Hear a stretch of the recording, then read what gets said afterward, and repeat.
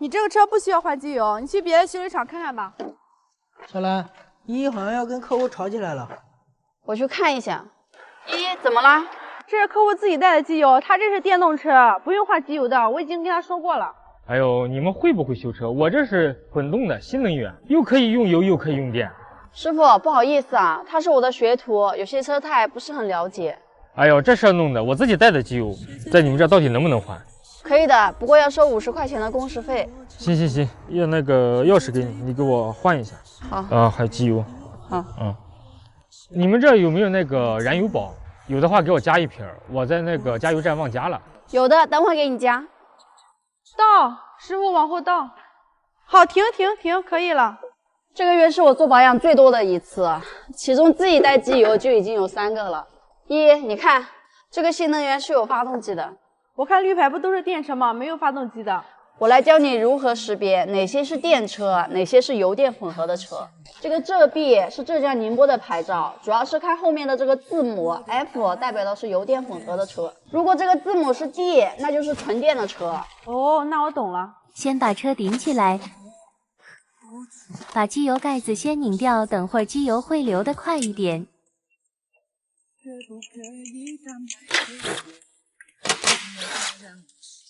小兰，这个不是比亚迪秦吗？是的，你想买这个车？想买，不过我看它最近掉价挺快的，之前10几万，现在7、8万就能买了。那你可以买一台呀，到时候给你庆祝一下。还是过段时间吧，我感觉它还会再降点。新能源的护板还挺多的。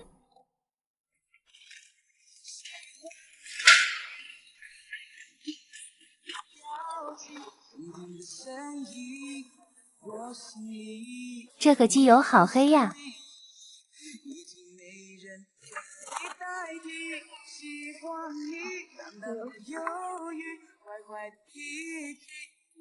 师傅，机油滤芯你有买吗？没有，用你们的吧。你这个车型的滤芯没有，现货的话我要订一个。行，那就定吧。大概多久？好。滤芯还要等会儿到，我先给你把燃油宝加进去吧。我们用的是车普的，可以吗？车普的我听说过，还行，可以。依依，把燃油宝拿过来。师傅，给你。他这个车不是才出没多久吗？怎么就需要加燃油宝了呀？依依，你要记住，燃油宝并不是老车破车才可以使用的，像这种新车更加需要养护起来。一般车行驶1万公里，发动机里面就会产生积碳了，这个时候就需要使用燃油宝来进行养护了。公里数越多，积碳就越厚。那我问一下，积碳多了会怎么样？如果积碳多了，活塞环很容易卡住，造成拉缸烧机油。所以使用燃油宝一定要提前使用起来，提前把车子养护起来，这样才不会出现我刚刚说的那些情况。师傅，我经常看你给客户推荐这种燃油宝，它是可以清理什么呀？燃油宝可以清洗汽油油路、发动机燃烧室里面的积碳。如果发动机里面有积碳，清洗干净之后，油耗、动力都会恢复到新车时候的状态。可是嘛，这款车补的燃油宝，我建议大家可以买回去加在车里面试试。新车加了可以提前预防积碳的产生，老车加了可以清洗积碳，提升动力。使用方法也很简单。我这个还要多长时间？还有一会儿，滤芯还没到呢。那行，那我先走了，完了你给我打电话吧。好。滤芯终于送过来了，等了好久，赶紧给客户装上吧。对比一下2个滤芯，一样的可以装上了。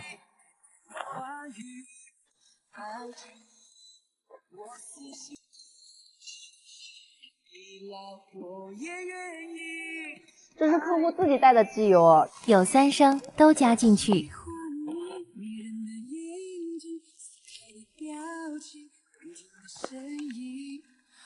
好了，上车启动试一下。熄火检查一下机油够不够。机油在这个刻度线的中间就可以了。很多粉丝还不知道燃油车和混动车保养有什么区别，其实区别不大。混动的车有3个里程表，一个 EV 里程，一个 HEV 里程，还有一个就是总里程数。大部分保养的时候我们都是看总里程数，实际上我们发动机工作的里程并没有那么多。有些车主都是按照 HEV 里程来保养的，我建议开混动车的车主还是按照 4S 店的标准来保养。师傅，你在干嘛？这个车停个2、3天，电瓶就没电了，打不着了，我再给它检查一下。这个车不是前2天才在我们这里换的电瓶吗？是不是电瓶的质量不好呀？这个我也不知道，你把这个电瓶拆下来充个电吧。好的。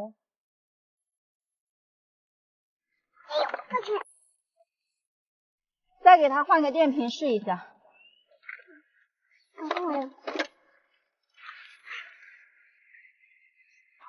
现在再去启动一下。可以正常启动了。车主说车子放个2、3天就没电了，但是搭电打着之后又可以继续开。现在我给他换了一个满电的电瓶，再放个2、3天试一下，是不是我这个电瓶有问题？现在给他把车锁住。Later。现在车已经放了3天了，我来试一下这个电瓶还能不能打着。解锁已经没反应了，这是他的车有问题，现在连解锁都没有反应，肯定是有哪个地方在漏电。现在我要给车主打个电话解释一下，不是我这个电瓶有问题。现在车主让我帮他检查电路的话，也要看运气，运气好的话一下就能检查出来，运气不好的话，就算把整个车的线路全部拆出来也检查不出来。但是检查漏电也是有技巧的，今天我就把这个方法分享给大家。先给它换上有电的电瓶，把正极装上，负极先不装，然后把万用表调到20毫安的位置，表针插在这里，再把2个万用表的表针分别装在电瓶桩头和负极线上。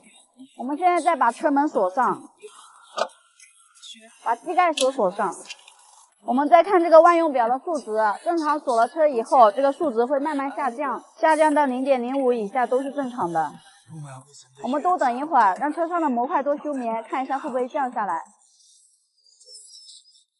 小兰，可以帮我把这轮胎充个气吗？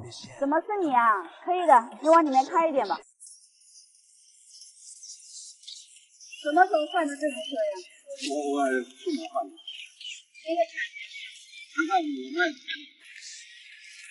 好了，你给我订个配件吧。你要换什么呀？我给你订。这边的门边的塑料板你给我换掉吧，都发白了，太难看了。你这个不用换，你这个是塑料板，长时间太阳暴晒，老化发白了，可以翻新的。翻新？这不像这车门可以喷漆的，怎么翻新呢？你等我一下，我去给你拿。使用这个塑料镀金修复液就可以翻新了，直接把它倒在海绵上，涂抹在塑料板上面。你这还挺明显的，涂抹上去就变新了。你这会不会洗个车就掉了？不会的，这个不是水也不是油，是镀金，用高压水枪冲，用毛巾擦，用刷子刷都不会掉，而且在太阳下面看着更亮更新。你帮我把这一块也翻新一下吧。继续给车主翻新。好了，现在看着是不是很新？你这挺好用的，在哪里买的？我也去买2瓶，下次。塑料板比较多的，我建议拍2瓶。过了这么久了，电压应该下来了，看一下。你们看，现在数值是 0.25， 没有再下降了，就说明有用电器在漏电，没有休眠。现在我们需要找到漏电的地方，方法也很简单，先把保险丝盒打开，拔掉保险丝，然后再看一下万用表的数值。如果恢复到 0.05 以下，再找到对应的用电器，再继续维修就可以了。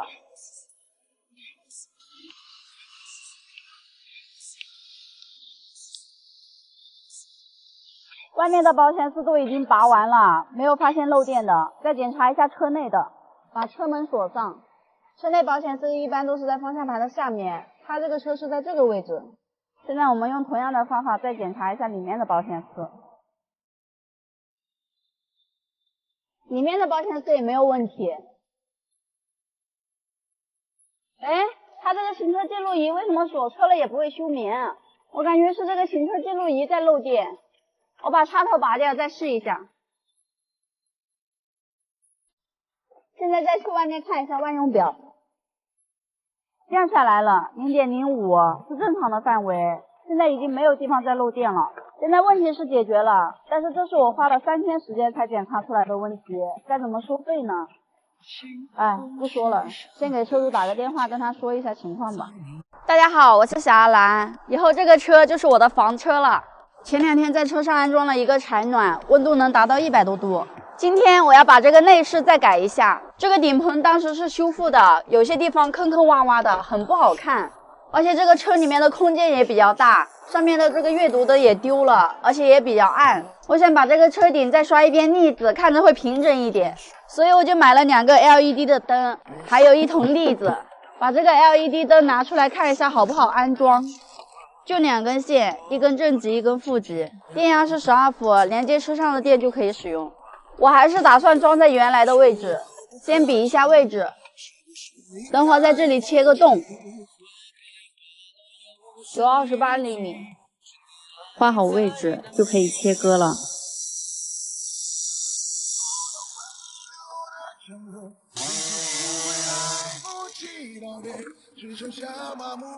先来试一下这个灯，这2根线可以随便接，不分正负极。把车子发动起来，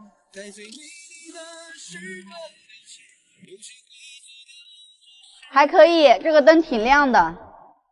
这个车只有锁车的时候，这个灯才会灭。为了能控制这个灯，我打算装一个这样的开关，以后想开就开，想关就关。想要控制2个灯同时开关，需要重新接一根线。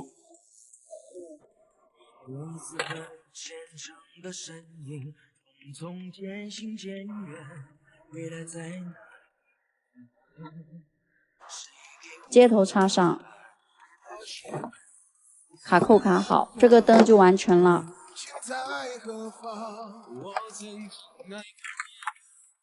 现在接这个开关。小兰，你在干什么呀？这个车的灯太暗了，我装2个 LED 的灯。你这个还要多久啊？能不能先帮我看看我的车呀？我这个车啊，油耗越来越高了，然后发动机一直抖个不停的。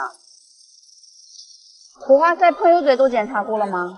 火花塞换过了，然后喷油嘴也清洗过了，可是油耗还是很高啊。排气管有没有检查过？没有检查过。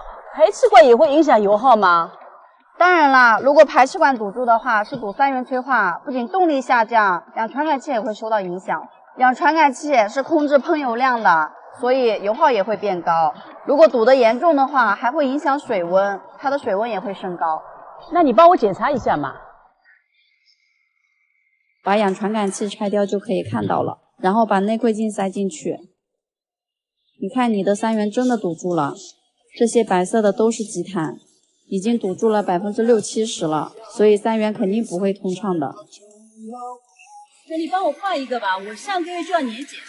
这个不用换，换一个老贵了。我们这里经常有修3元堵住的，所以我们这里都准备了很多这种3元催化清洗剂，我们都卖了2-3年了，反馈效果都很好。而且它使用方法也很简单，直接把它加在油箱里面，1瓶兑1箱油，然后它就会顺着油路经过发动机燃烧，再通过3元催化分解，把附着在3元上面的积碳都从排气管排出去。这个1瓶就能清洗干净吗？不行的，1瓶肯定不行的。一般新车没有积碳是不用清洗的，超过1万公里使用1瓶，3到5万公里使用3到5瓶，10万公里以上可以使用8瓶或者更多。经常换机油的车，发动机一般不会坏，所以3元催化也要经常清洗，排气才会更通畅。有需要这一款3元催化清洗剂的粉丝，一定要记住啊，不要多加，1箱油兑1瓶就可以了。开关打上胶，固定在这个位置，以后上车就可以随手开灯关灯了。OK， 腻子打开看一下都有什么：一把刮刀，一张砂纸，这个腻子是直接调好的。在关腻子前需要把座椅拆掉，等会儿干活就没有那么碍事儿了。这个顶棚比较毛躁，需要用砂纸先打磨一遍。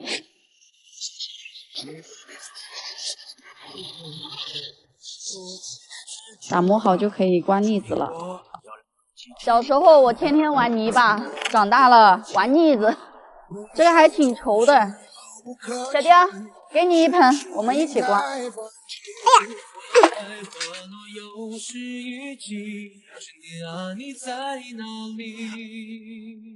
在顶棚上刮腻子，估计全晚也就我一个人了。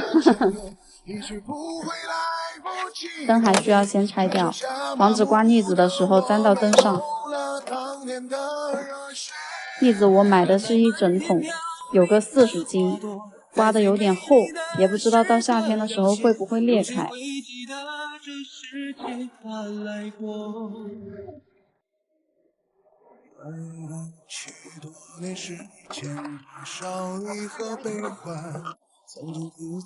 全部刮完了，现在看着上面还有很多棱角，放一瓶空气除臭剂，去除一下味道。等明天腻子干了，再打磨一下。